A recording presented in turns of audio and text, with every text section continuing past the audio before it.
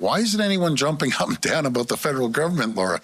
The stuff coming out today is just wild. Welcome back to Moose and Loose. My name's David. Today we've got Doug Ford in hot water because it looks like he's changing the laws so he doesn't have to release his phone records that he was commanded to release regarding his multi-billion-dollar scandal. We also have David McGuinty, Carney's defense minister, gaslighting Canadians, pointing blame at Poilievre for not getting security clearance when asked why Carney hid Iran attacking Canada. We got a bunch of other stuff here. Let's jump into this. Starting this episode off, we got Mr. Bench here tracking Carney's movements, and now that Carney's on vacation, all we've heard is he's going to Rome. We do know this morning he was in London. From this video here, shot with Alexander Stubb, the president of Finland, out for a run. I'm guessing this is probably his wife. You can see Diana Fox Carney on the far side here.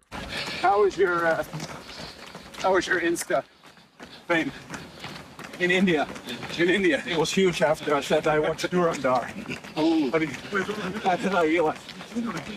But yeah. Posted by Alexander Stubb himself, no ice hockey rinks available, a nice morning run in Hyde Park with Prime Minister Mark Carney, Diane and Suzanne. So Hyde Park is in London. Now back to Mr. Bench's post here, as he's pointing out, why is he going to Paris? So we can see he flew from Oslo to London, and then right now he's flying London to Paris. But we thought he was going to Rome. So what's he doing in Paris now? So I'll be digging into this. Most likely there'll be something tied to Brookfield, some sort of announcement, who knows. Meanwhile, we've got David McGuinty here, posted by Wiretap here, saying, claims they are rearming and reinvesting in the CAF by announcing the donation of 400 state-of-the-art armored vehicles to Ukraine. Now, I reposted this and I said, why would we be sending all of our state-of-the-art armored vehicles to Ukraine? Don't we need to defend ourselves against the Americans and Donald Trump, who's going to be stealing our water and our land? Of course, that's nonsense. They're sending those vehicles to Ukraine so Ukraine can recapture the ZNPP nuclear reactors. There's 6 of them in the south there, the largest nuclear power plant in Ukraine that Russia has currently captured, that Russia is restarting, and that Brookfield has the uranium contracts for, which is bad for Mark Carney's carried interest on his Brookfield Global Transition Fund 1. That's why they're sending our armored vehicles over there.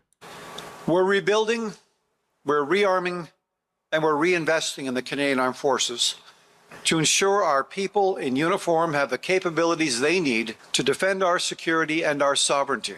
And we're doing that by partnering with companies like yours that turn concepts and prototypes into battlefield advantage.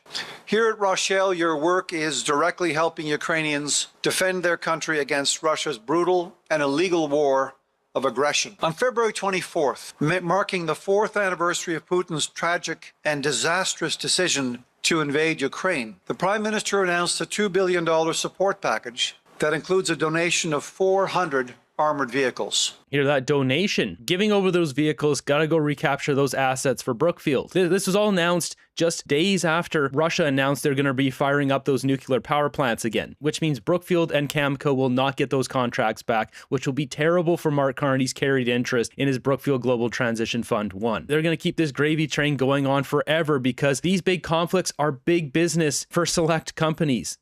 Including 383 Rochelle Senator vehicles built right here. Of the 383 vehicles Prime Minister Carney announced, 228 of them are mine-resistant, ambush-protected variants. 100 are medical evacuation vehicles, and 55 are the command variant. This builds on Canada's previous donations, including 200 Rochelle vehicles in 2023 and the first 8 in 2022. How will we defend ourselves against the Americans invading us, though? How will we ever survive? This is a big clown show. We've also got one more clip here. Listen to the gaslighting here. McGuinty gets asked a question about not releasing the information, not telling Canadians that our base in Kuwait was attacked, our soldiers were attacked. And what do? They gaslight Canadians and blame the Conservatives, blame Pierre Poilievre. The Conservatives are accusing your government of being too secretive for not notifying the public that the Canada base camp at the Kuwait air base was apparently struck by a missile.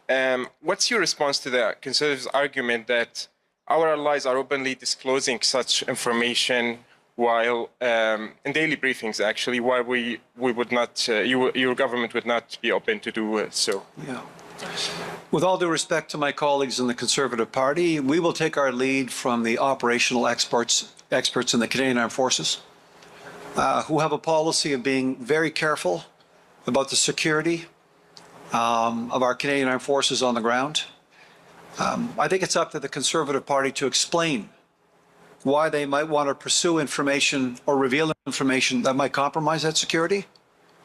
And dare I go one step further, I think if Mr. Poilievre had the requisite security clearance, he might get a briefing that would indicate otherwise, and he might actually change his perspective. He wouldn't be able to talk about that briefing. That's the point. It gags him. It's illegal. He could be arrested for talking about that. That security clearance is nonsense. It's a way to muzzle politicians. That's why they brought that NSICOP garbage in. He didn't really answer the question aside from just saying, oh, it'll compromise our troops. So Iran attacked us and we're not even going to mention it at all until it gets leaked into the media? This is pathetic. The gaslighting from this government is on another level. Don't like the question, blame the conservatives. Looks like they finally moved off of blaming Stephen Harper, though. Now, jumping ahead, look at this. Doug Ford in some hot water. It says after skill development fund scandal, Doug Ford was ordered by a court to release his cell phone records. So basically there was billions of dollars of contracts given out, looks like to chosen people that are favorable to Doug Ford. Now he's being forced to release his cell phone records. And while the Ford government is changing the Freedom of Information law so it doesn't have to release those records, this is something that a liberal would do. This is something that Justin Trudeau or Mark Carney would do. To the FOI issue, Yes.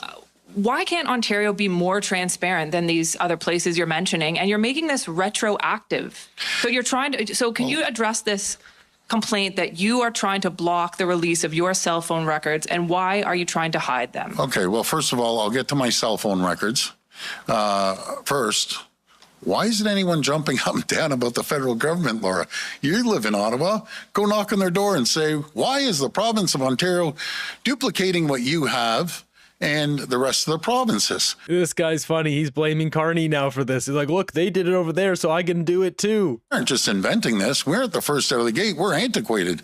We're 40 years old. As for my cell phone, Laura, I would like to ask the people, I'm behind 6,643 messages. People call me 1,000 people a day on very personal issues. There's confidentiality.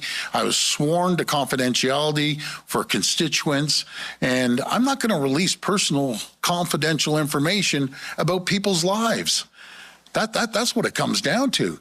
And there's cabinet confidentiality. Wow. So Doug Ford just blames the Liberals. They do censorship all the time. I'm going to do the same. He's saying he's above the law. He deserves jail time. Yes, he does. Easy fix for the FOI drama. Limit requests to police, legit media, other governments, and actual Canadian citizens. Ends nonsense while preserving real oversight. No need to blanket exemptions. Common sense. Christy Clark did the same thing in BC, and Carney is doing it right now. Change the rules to protect themselves, and you and I will be held accountable for everything they deem wrong. Meanwhile, we've got Holly Doan here from Blacklock's Reporter posting this. PM Carney will spend $252 million this year on Privy Council office, more than his predecessor, new record shows. Carney had promised to work relentlessly to cut waste, but of course he's not going to do that. Carney outspends last PM by modernizing the systems we use, embracing innovation, holding the line on day-to-day operational spending. The Privy Council office will help to ensure public resources are focused where they have the greatest impact. We know full well from all the far-off ripoffs that I've brought on the channel that the government wastes our money. They send it over to Africa. We never get it back. We don't get any return for it. Somebody's getting some healthy handouts. Meanwhile, we've got Carney writing in the departmental plan tabled Friday in the Commons. Efficiencies included automating Prime Minister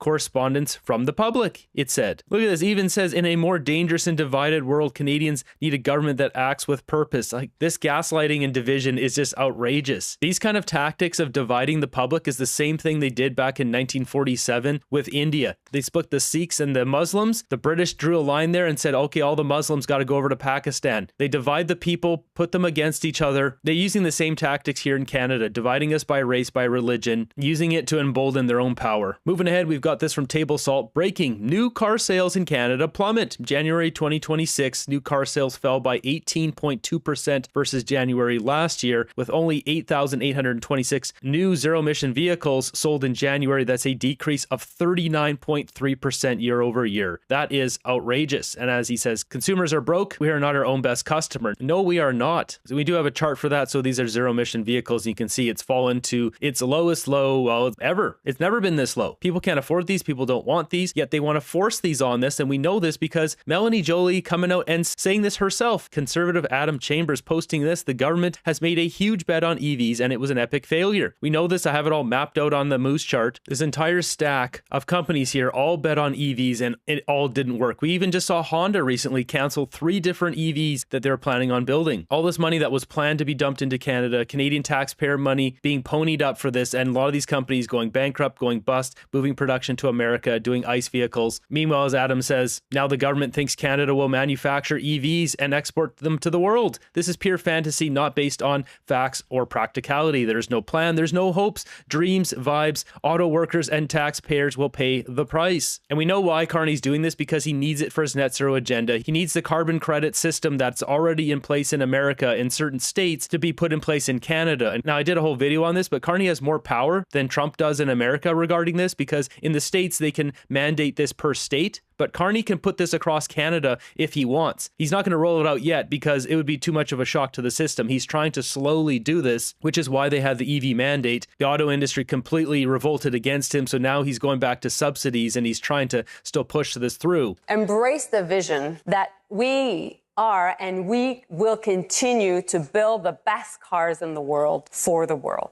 And what I mean by that is we're doubling down on electrification, because that's where capital is going in the world. And within the next 5 years, 40% of all the cars sold in the world will be EVs. So they're using data from China to prop this up because China is trying to get off of oil. They have the 13th largest reserves of oil. They don't have the biggest access to oil, so it's in their best interest to get off of it because it's a liability to them. They've switched to solar panels, wind turbines, and all that stuff because it works for their economy. They don't want to have other countries have leverage over them. And they have the biggest population. They're producing the most amount of EVs. What she doesn't talk about is which climates these work for. It works well for Norway because they have quite mild temperatures. Most of the population lives on the southern coast there where the warm waters of Africa go up there, and it keeps it quite temperate year round, and most of the population lives within 3 hours of each other. In Canada, our country's huge. Norway will fit into one of our provinces. The European Union is actually, within the European Union, there are more EVs sold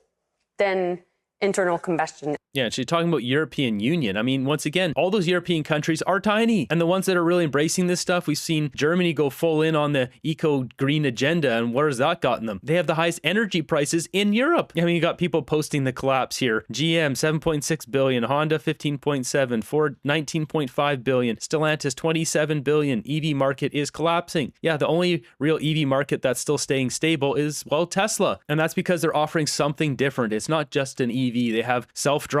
They have simpler design. It's the best product of the bunch. Scrolling down here, we can see, so top EV producing countries, China. As I just mentioned, for all those reasons, they need to get off of oil. We've got Germany, United States, South Korea, Japan, Mexico, etc. EVs should be offered, they should be allowed, but they shouldn't be forced on the population. But that's what Carney's trying to do because he wants to make money off of it. We also got Jasmine sharing this clip here of conservative Kyle Seebeck on CBC talking about this liberal nonsense. And those electric vehicles will not be using batteries that are made in Ontario at these plants. And the 49,000 vehicles that they're allowing to come in, number one, it might be small in the entire Canadian auto sector market, but it's going to be about 25% of the EV market. So that is right there, far more dangerous to those battery plants than anything that we're suggesting. And what we're suggesting is just let's get the markets to align. So I think the Liberal plan, which the auto industry in general has been managed decline, that's what we're dealing with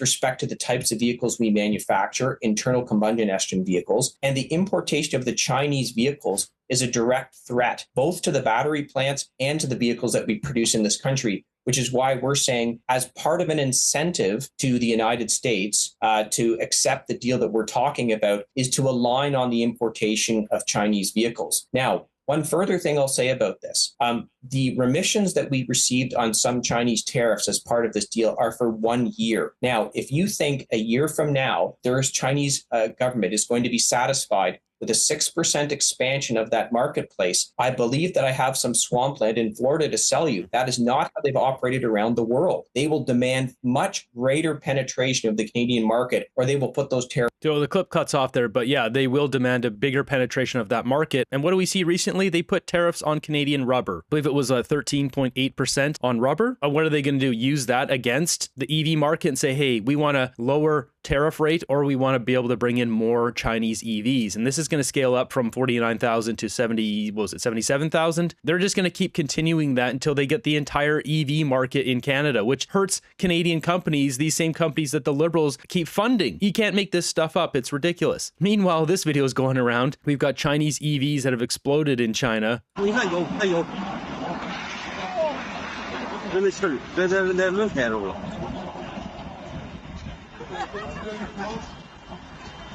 Yeah, no thanks. There's some fundamental problems with this technology that needs to be fixed. The fact you can't even remove an EV from Vancouver Island to the mainland if it's damaged is a problem. They will not allow those on BC ferries. So the only way, if your vehicle's damaged and it's a Tesla, you can get it repaired in Victoria. They have a dealership there. But say if it's a Rivian, you can't get it off the island unless you put it on a private boat. You charter a tugboat yourself to get it off, because BC ferries will not allow you to move those vehicles back to the mainland to send it off to a Rivian dealership to get it fixed. And the reason why is this kind of stuff. They don't want it to burn down the boat. Now, these problems can be solved, but obviously there's some major issues. And while we're seeing a huge decline in Canadians buying EVs, period, 39% just this year, maybe Canadians shouldn't be forced to buy these vehicles. Make them available. Stop forcing them. It's getting so bad we even have Doug Ford calling this stuff out. Look at this. As Melissa posts, yikes, Doug Ford ranting about communist China and their infiltration into Canada. Doug Ford flip-flops just as much as Mark Carney.